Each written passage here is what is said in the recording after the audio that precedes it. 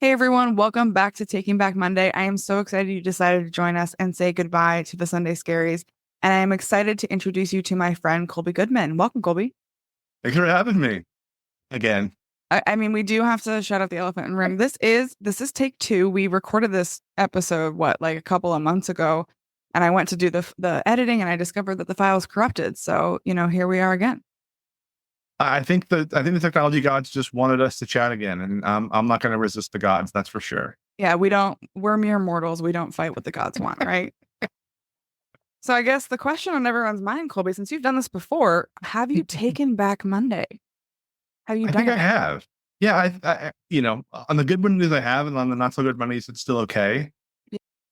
Yeah. I started my business at this point over 10 years ago, helping individuals take back their own careers and helping leaders develop teams that they're excited to lead, uh, are pleasures to work with, and that they trust to do the work and, most importantly, solve the important problem so that everybody lives a happier, more joyous life at work and everywhere else. So you mentioned a keyword in there that I wanna dig into, the word trust, right? Mm. How many millions, if not billions of dollars have been spent on trying to strategize on how to build trust? And I maybe have a little bit of a hot take I would love your feedback on.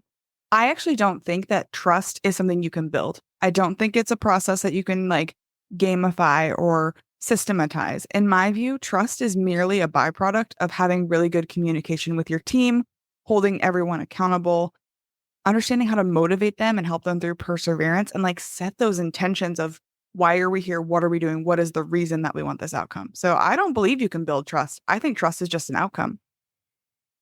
Interesting. Interesting. I can see that.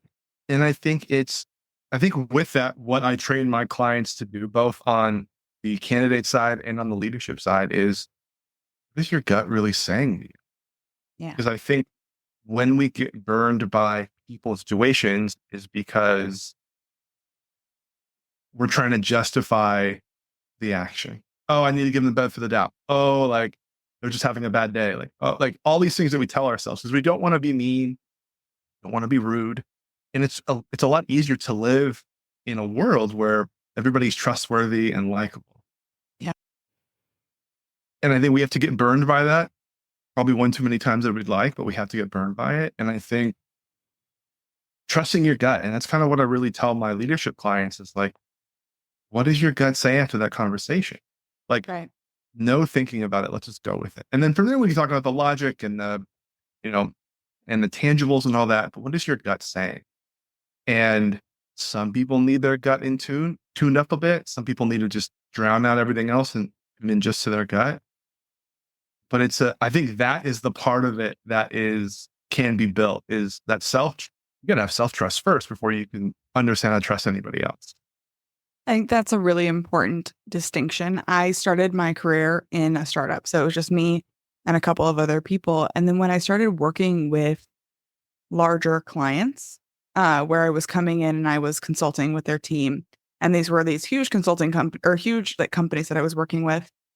And I found out really quickly that like just because I had the best intentions and I wanted the best outcome for the team and the project, that not everybody had that. I call it like the antibodies, right? I recently had a situation. I got attacked by an antibody inside of a corporate where I wanted to come in and drive a transformation, make a change, do something. And I quickly discovered that I had accidentally stepped into someone's territory. And we had a little bit of like a situation because they didn't want me to be successful because they wanted their own thing to be successful. So it is definitely like trusting your gut and having the right team in place with the right goals and the right outcomes. I mean, it's hard, especially with territorial stuff, right? It's like, and that's the thing about management that I don't think enough leaders are ready to take on is you don't just get to manage and lead the professional. You have to understand holistically the person.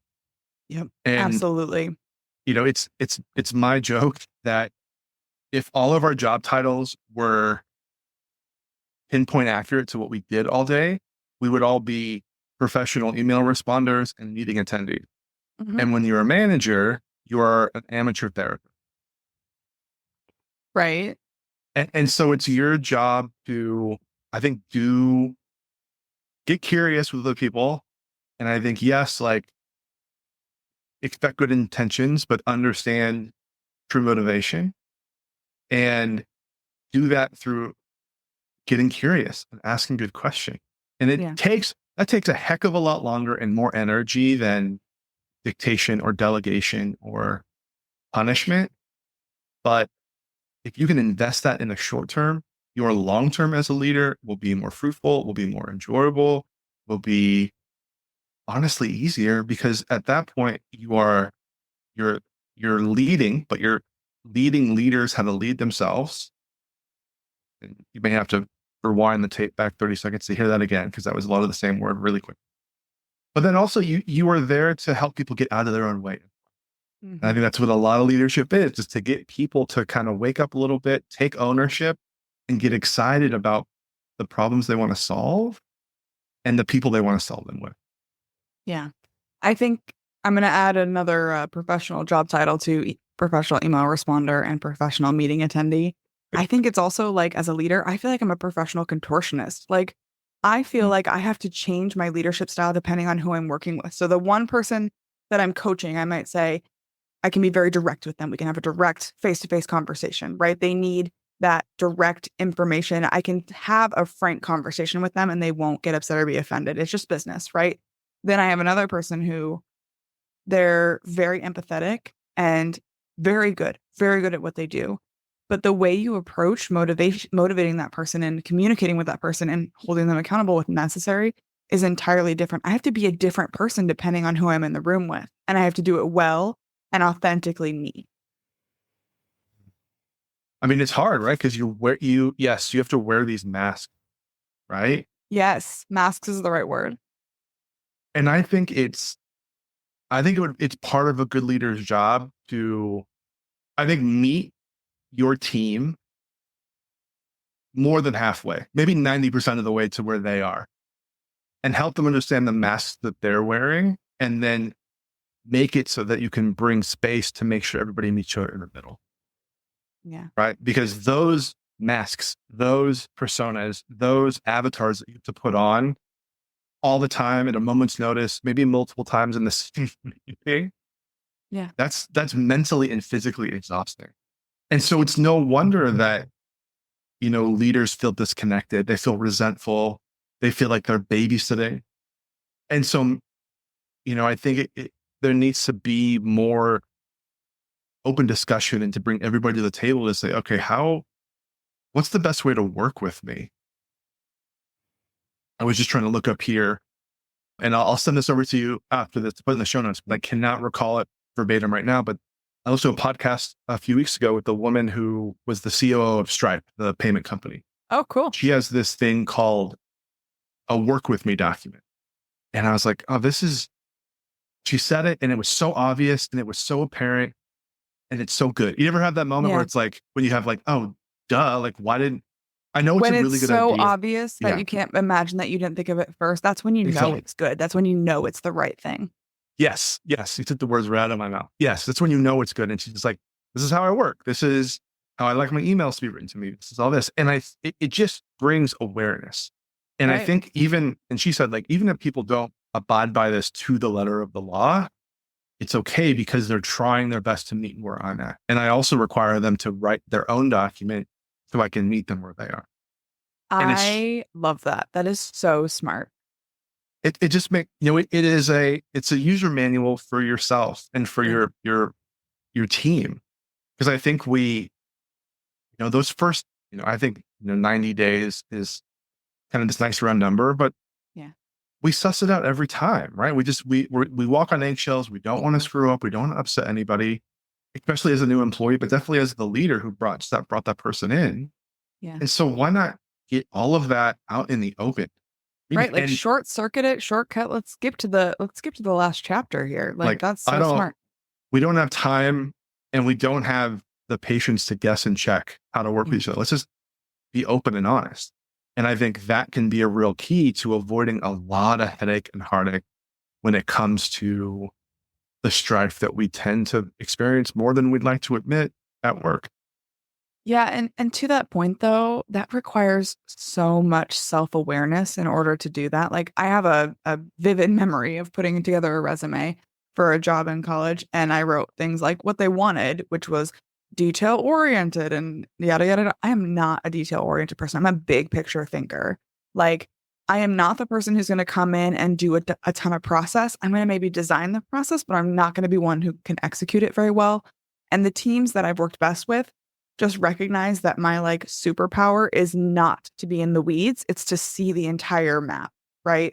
But I got the job and I hated that job. And they didn't really like me either because I wasn't who they were really looking for. I wasn't self aware enough to realize, hey, you're not detail oriented. You're not process motivated. You're not going to thrive here. And none of us were happy. And I think that brings such a good point when it comes to hiring correctly. And this is my expertise. This is where I get to nerd out. This is what gets you up for Monday morning. Yes, absolutely. Is that we tend to evaluate candidates based on what they are or what they say they are. Right? Detail oriented, I'm a good team player, all these things. And yes, like we ask, some of the time when your detail orientation helped you avert disaster, all this stuff, right? Right. But what we're not doing and what we're hoping a candidate is going to magically guess is really how can you help us solve our problems? That's why you're hiring somebody. That's why you're taking the time and the energy and the money to bring another adult in the room, take the work on. So again, let's short circuit it. Why are we talking about how a time when somebody dealt with an upset customer when you can ultimately say, hey, right now we have a problem with customer service. Our customers feel like we're short with them, that we don't get back to them in time, and then we're not giving them correctly. How could you help? How could you help us solve that problem? Have you solved that problem before in the past? Right. What's worked? Have you seen someone successfully solve that problem? Have you seen someone absolutely fail at solving that problem so we can learn from what they did wrong? Right. Yes. But we tend to go in these interviews and dance around the real issue because what I have found is that managers, understandably, don't want to spoon feed somebody the right answer. Right. They don't want to be parroted back what they want to hear. But as you, and I found it too in my own career, I can parrot what you want me to say, but doesn't mean I can do what you want me to do. I can wear the mask you want me to wear for a short amount of time. And then you're going to find out that's not who I really am. And that's what I tell my candidate clients is like, you can fake it. Absolutely. You can fake it for a couple hours. Yeah. And do you want to fake it for 40 plus hours a week for the indefinite future? Probably not. And I would argue that, yeah, you want the job, maybe, but you're going to be miserable. If it's not who you authentically are, what you authentically enjoy, what you're good at, you are not going to enjoy that career. And we're talking about more than just like a basic skill set, like fundamentally your natural approach to work and to life, right? I can fake being detail oriented, but that's not a skill you can really teach. Some people just are that. Well, and as a leader, you should be having these honest conversations up front. And that's what I teach my management and leadership clients is like, how do you drop the facade of the performance of the interview on both sides of it? Yeah. Right. I think, as the manager, we try to ask a question. We try to ask good questions. We try to sell the opportunity, try to sell the company. But if you can be honest about where are the holes, where are the chinks in the armor, like, I think that gives such a more authentic connection in the interview, because what you need to make clear to the candidate is you're not looking to hire the most experienced, more educated, whatever. You're looking to hire right. And if this just isn't a right fit, that's okay. Yeah. Nothing and it's wrong no with shade you. to you. Like nothing is wrong with you because this wasn't the right fit or the right time or the right team. Like just because you didn't get the job doesn't mean it wasn't perfect. And just because you didn't find the right candidate the first time doesn't mean you can't try again. Well, and I think too, and I've seen this happen multiple times with my clients when I've helped them hire new people is like, when we tell somebody, hey, I don't think this is a good fit for either of us, and this is why. Here's the feedback we want to give you. This is what we're expecting. And this isn't going to be a good relationship. And they say thank you and they appreciate it. And they say, well, I'd like to stay in touch. And I've had multiple clients say, get post another job and have that same person apply for a different role and be a great fit. Right. And that person is still engaged with the process because we treat them with respect. And they also knew this wasn't a performance. We want you to be real. We want you to be authentic. And we want to see it's a good fit. One of the things I've seen going around like TikTok, the internet, social media, whatever platform is your platform of choice, is this idea that like slamming companies because they didn't hire me. They want this and they want that and they can't have everything they want and they didn't want me. So obviously they don't know what they're doing. Like there probably is some of that, right? There is some of, the AI is reading the resume and you didn't optimize it right for their AI or whatever. But, I think right fit matters so much more than right now. And it's hard. That is something I totally agree with, but I also understand companies' perspective. Like we need a body. Right. Sometimes you just need a body. And that's we need a body. Yeah. I think it's about but I think what we default there too is like we need to understand what this person knows. I listen to another podcast. I'm on a podcast. I listen to podcasts. I'm a walking podcast, I guess. I listened to the one last week with a prominent VC in the Silicon Valley, started a company called Wealthfront, which does like automatic online investing for you. Cool. And he said, I learned a long time ago, I need to stop hiring know-it-alls and start hiring learn-it-alls. Yeah. And I loved that. I was like, well, and it resonated with me because this is what I've been teaching for a decade. It's like, in all reality, as a leader, you do not care what somebody did yesterday. You are most concerned with how somebody thinks today. Mm-hmm. And so if all of your questions, all of your approach, if all your communication with the candidate is about doing of the work versus understanding what's happening between their ears, what their logic is, what their motivations are, what is their internal algorithm, then all you're doing is hiring a job doer. You're not hiring a problem solver.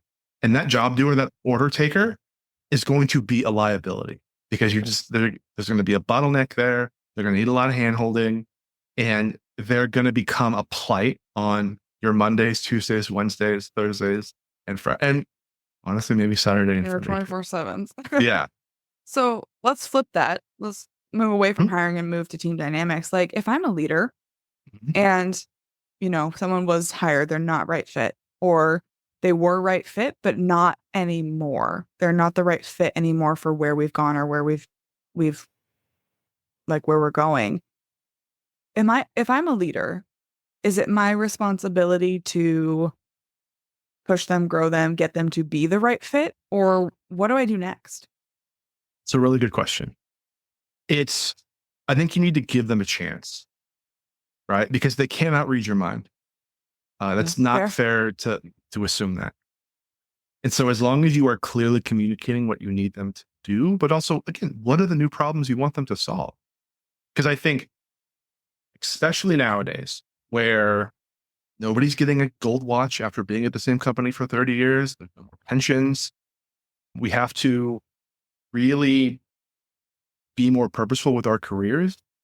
Nobody sees the value of being a cog in the machine anymore. No. And so you have to help them understand this is how we need you to think. This is the challenges we want you to take on and take ownership of. And only then, after you've clearly stated that, given them the tools, the training, and the chance, if they're still not kind of getting to a point where they need to perform or they need to impact, then I think it is welcome to let them, right? And make it so that, again, it is framed as this is no longer a good fit. You didn't do anything bad or wrong. This is what we feel like your skills are. These are the skills or these are the approaches we need in this role now. And so we'd like to amicably call it a day. Yeah, that's so hard. Like it is hard because my, tender, empathetic heart wants to be like, well, they're such a great add to the team culture and, we just like them and we love them and like, the personality hire, if you will. Like that's hard. Absolutely. It's not easy to let anybody go, right? But I think I think as long as you know as a leader, you've done everything that you can to give them a chance. And that doesn't mean, like you said, give them a chance and a way for them to succeed. Because there is also a place where I know a lot of managers who are enabling bad employees, who Yeah. give excuses, who skirt work, who, Well, once upon a time, they were my top seller. I know they're not anymore, but yeah, 5 years ago, they were the top seller, yeah. right? And so understanding that, hey, what's going on? You know, your productivity's coming off. Like, help me understand. And kind of bringing out that couch and putting on that therapist hat and getting real with your employees. Hmm. Because, you know, the book Difficult Conversations is I think is a must read for every manager. Because if you're looking to lead and if you're looking to get people to produce, then you're going to have to ruffle some feathers. You're going to have real conversation. Yeah. I don't And know if of a you, single leader who has ever led a team of any kind and not had to have difficult conversations on the regular. sure. And if you're not good at that, if you're not willing to have them, Right. then you're causing yourself so much more pain. And if you're out there and you found yourself in a role where you're leading, Hmm. and maybe you were leading not because only you were great at the people aspect, but you were good at the technical aspect, you could do the Yeah. thing, you could Hmm. sell, you could Right. account, you could And that's administrate. so common too. I feel like people get promoted because they were the top performer, not because they were the top leader. Well, and this happened so much in 21 and 22 during the Great Resignation. Everybody Right. was switching all the time. And so it was literally a next up situation. And so whether or not that person was ready to lead, they were tasked with leading. And that leader and that opportunity came with obviously a raise and a title bump and a sweetener to the pie. But then they were left hanging Right. because they didn't get any training, any support. They maybe not have been even the right person to take on the role. And now they're fine. They're drowning in work. They don't have the time or the energy to work with their teams and then work on themselves to do that good self-awareness development. And this opportunity that seemed like the golden goose is now its own prison because Right. It's golden handcuffs this, instead, right? yeah, exactly. Yeah.